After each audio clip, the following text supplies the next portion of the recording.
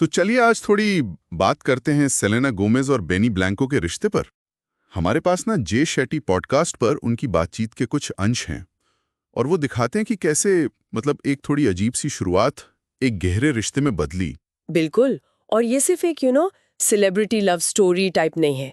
ये असल में दिखाता है कि भरोसा कैसे बनता है, खासकर जब आप लगातार लोगों की नजरों में हों।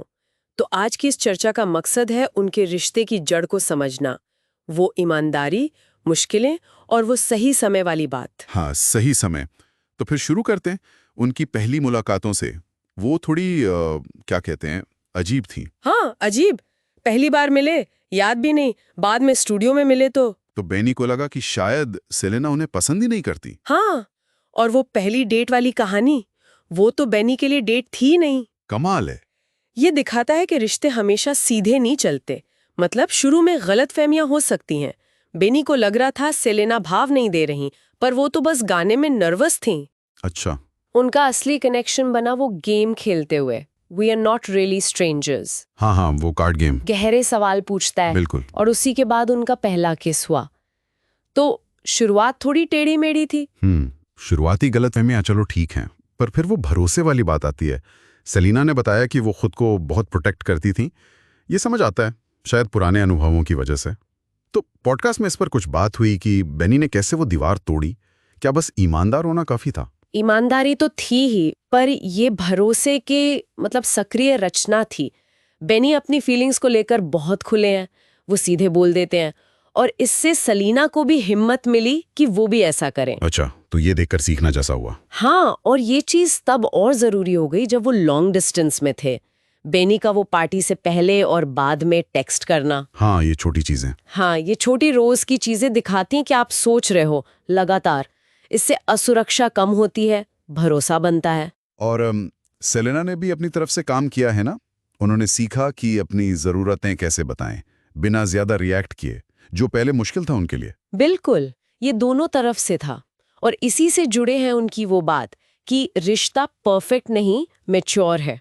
मैच्योर है मतलब असहमति तो होती है, झगड़े भी होते होंगे शायद, पर वो उससे बड़ी लड़ाई नहीं बनने देते, बातचीत से सुलझाते हैं। स्पेस लेना, भावनाओं को समझना, वो सब। हाँ बिल्कुल, भावनाओं को मानना, ये परिपक्वता है। ये बहुत जरूरी पॉइंट है। लोग सोचते हैं अच्छे रिश्ते मतलब नो फाइट्स, जबकि सच ये है कि आप झगड़े को संभालते कैसे हो। सही कहा। बेनी ने बताया भी कि उनका फोकस रहता है सिचुएशन को शांत करने पर, बढ़ाने पर नहीं।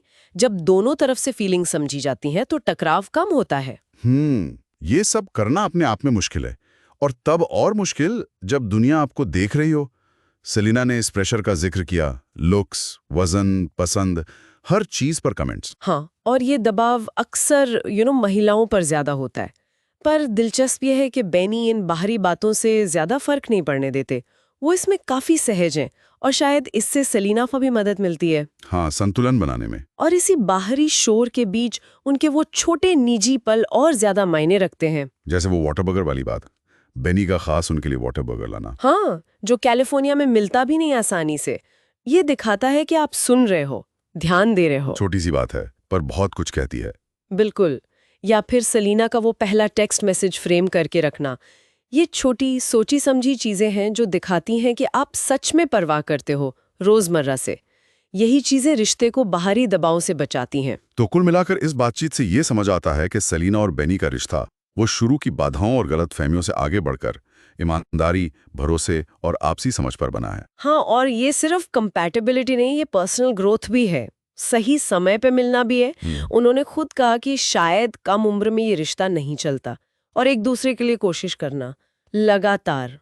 और शायद सोचने वाली बात यह है, क्या सही इंसान मिलना बस मिलना है, या सही समय पे खुद के सही वर्जन में मिलना ज्यादा जरूरी है? बिल्कुल, ये एक अच्छा सवाल है सोचने के लिए। इसी सवाल के साथ आज की ये चर्चा यहीं खत्म करते हैं।